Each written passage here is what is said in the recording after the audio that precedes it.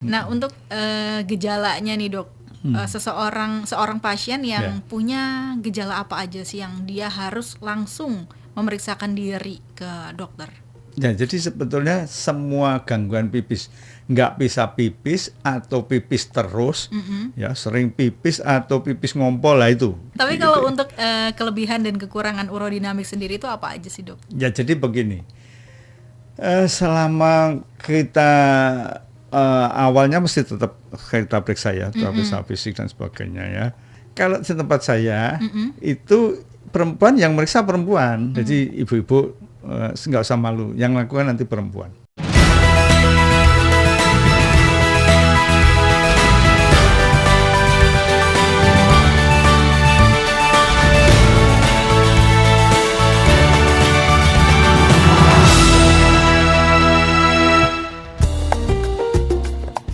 Baik pemirsa, terima kasih Anda masih menyimak bincang siang hari ini bersama Ica Dara dan juga Dr. Danarto dari Rumah Sakit Khusus Bedah Yogyakarta. Hari ini pemirsa kita sedang membahas tentang urodinamik ya, yaitu alat untuk mendiagnosa pasien ngompol. Nah, tadi kita sudah membahas apa sih penyebab ngompol dan kenapa orang dewasa kok bisa ngompol. Ada juga jenis-jenis ngompol yang sudah dijelaskan oleh Dr. Danarto. Nah, ada alat yang bisa mendeteksi pemirsa kenapa kok orang dewasa itu bisa ngompol, yaitu adalah urodinami. Nah, tadi kita sudah juga membahas sedikit ya tentang urodinamik itu, bagaimana cara mendeteksinya. Nah dokter, untuk yang mungkin ada yang barusan bergabung nih ya di bincang siang hari ini pemirsa, apa sih dok urodinamik itu yang mungkin ada yang belum familiar gitu, pengen tahu lebih jauh tentang urodinamik. Baik, terima kasih Mbak Ica. Jadi bersama yang saya hormati, tentunya urodinamik itu satu alat di mana cara deteksinya itu di dalam kandung kencing dan mendeteksi otot-otot di dalam perut kita. Nah, siapa yang harus diperiksa itu mestinya? Di mana ada orang dengan gangguan kencing, baik itu ngompol maupun tidak bisa kencing sama sekali. Nah, ini kita deteksi dulu. Masalahnya itu terletak di mana? Apakah ini di ototnya, di sarafnya, atau di klepnya atau sphincternya? Nah, ini alat ini sangat peka sekali untuk mendeteksi apa yang terjadi pada kandung kencing dan salurannya tadi. Nah, biasanya orang-orang yang tadi ngompol atau tidak bisa kencing tadi biasanya datang dengan mungkin sudah diterapi dan sebagainya, tapi kok tidak bisa menyelesaikan. Maka karena tidak tahu apa yang masalahnya, sehingga biasanya terapinya itu seolah-olah akan membuka saluran kencingnya aja gitu ya, atau menguatkan kandung kencing saja. Padahal ada tadi yang kelainan yang namanya incoordinate. Jadi tidak ada koordinasi. Harusnya kalau kandung kencing itu kontraksi, maka sphincternya atau klepnya itu buka, gitu ya. Misalnya pesawat yang saya hormati pengen pipis gitu. Itu kan kadang-kadang konsentrasi toh, lihat di atas gitu. Itu kan sebetulnya buka sphincter itu. Terus buka sphincter toh. Setelah buka sphincternya itu keluar pipisnya. Terus kadang-kadang kan bisa banter sendiri itu kan. Nah, itu karena kontraksi kandung kencingnya. Walaupun kita tidak mengejan. Itu kan kontraksi sampai habis. Nah, apalagi kalau kita buru-buru ngejan, perutnya kita kan tegangkan, dan gitu loh. Nah, itu makin kuat. Jadi yang sangat berpengaruh tadi, klepnya, sphincternya tadi, kemudian dindingnya, otot-ototnya ya. Kemudian tekanan dari perut. Nanti kalau misalnya ini buka saja, kemudian kandung kencingnya itu tidak kuat menekan ya, itu masih nyisa nanti. Nyisa kan, jadi pipis keluar terus nanti tiba-tiba sudah berhenti lagi, ya terus udah saya bersihkan, sebentar-bentar kita baru ngobrol-ngobrol, pingin pipis lagi, karena udah penuh lagi kan. Nah, nanti pipis ya gitu aja. Nah itu sudah merupakan suatu kelainan itu. Mesti yang normal itu kan begitu pisur cepet entek sampai entek gitu loh. Kadang-kadang kita masih ngeden gitu loh, habis gitu loh. Ya sudah, maka nanti seperti yang beberapa waktu yang lalu kita 1 cc per kilogram berat badan. Misalnya kita 50 cc, ya kita akan terasa kencing kan 200. 4 jam baru akan terasa kencing lagi. Nah, tapi tadi kalau nggak ada kekuatan kandung kencing, mungkin keluarnya cuma 50.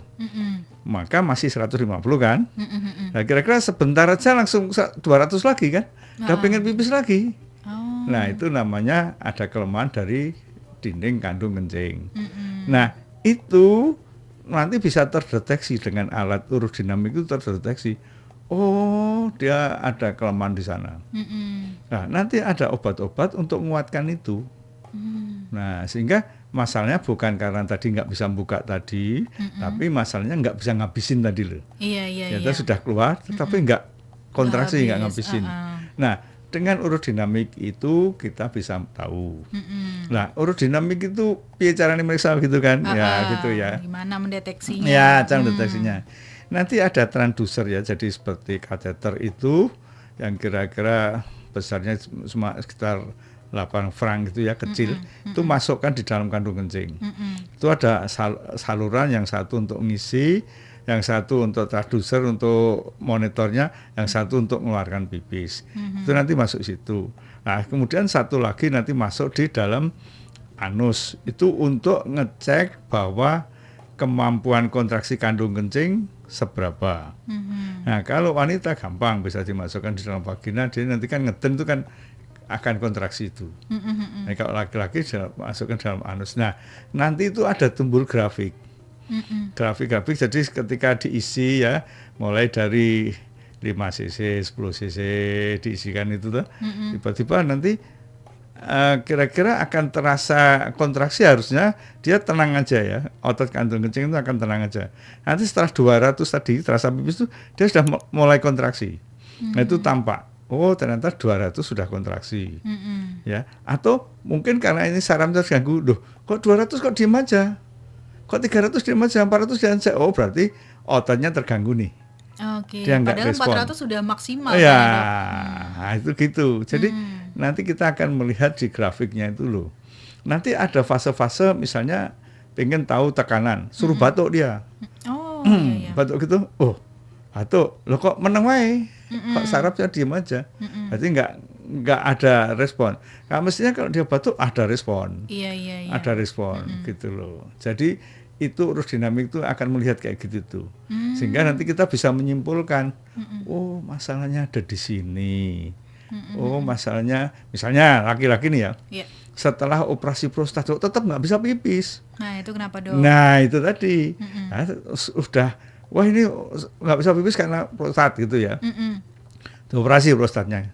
Lepas selangnya, kok nggak bisa pipis. Lah, itu dengan urodinamik itu bisa dilihat. Wah, ternyata kandung kencingnya kok yang kendor.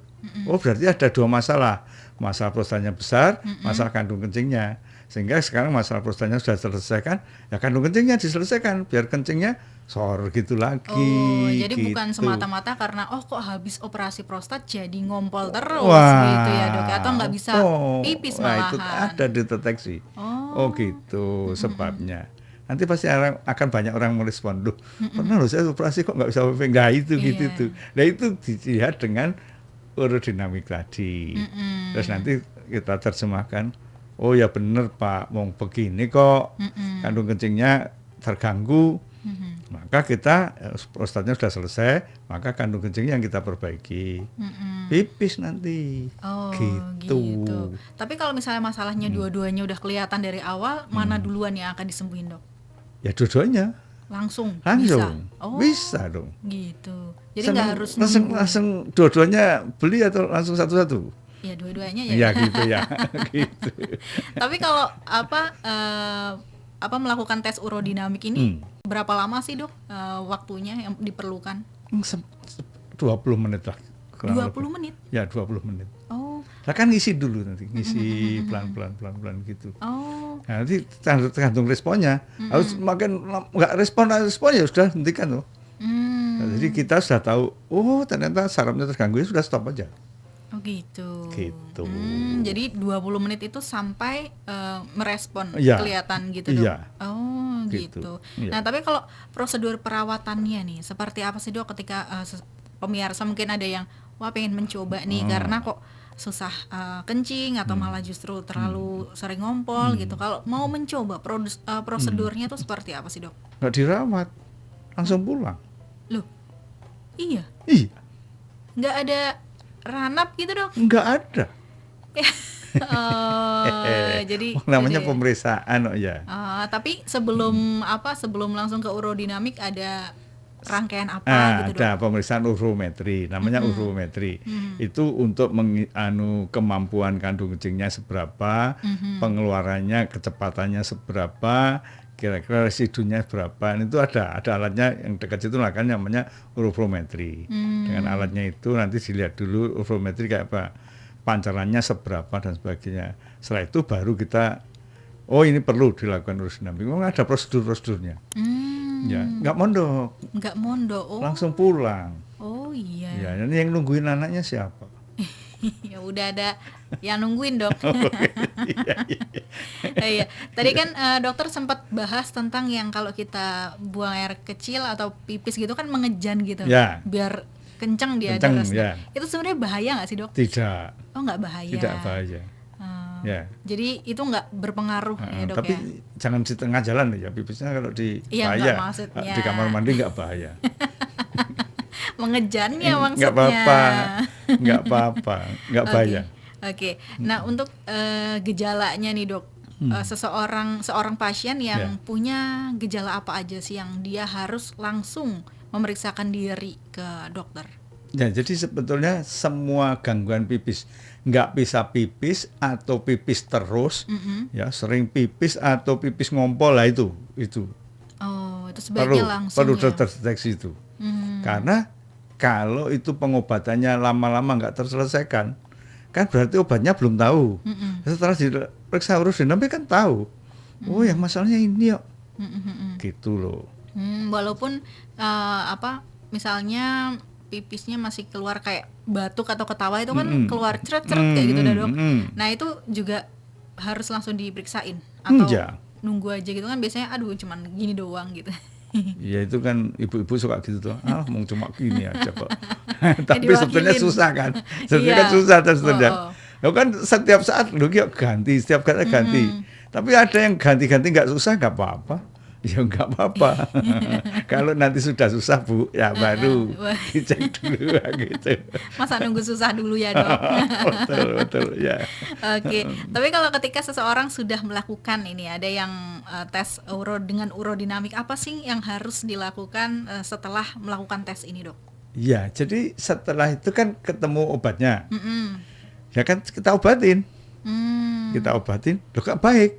Ya sudah, selesai tuh. Masa sudah baik diobatin terus? Ya enggak lah. Tapi tetap ada obat jalannya ya, Dok? Setelah Ah, tes itu. dibawain obat, betul, dibawain dibawain obat. obat. Jadi pengobatannya kan tidak sehari. Ada mungkin ya seminggu, 2 minggu sampai 1 bulan. Keadaan baik, ya selesai. Selesai. Kan ada yang tanya, nanti bisa gini kembali gimana? Lah ya bisa. Kalau ibu gitu lagi, ya jangan gitu lagi supaya nggak begini kan. Iya, begitu iya, iya. begitu nggak habis. Nggak habis-habis. Muter aja gitu Muter ya, Dok? aja. Tapi kegiatan apa sih, Dok, yang harus dibatasi untuk supaya tidak mengalami kembali susah pipis atau malah ngompol ini, Dok? Iya. Jadi kalau saya biasanya menyarankan kalau sudah selesai ya, sudah membaik itu, yang senam lah, ikut senam lah.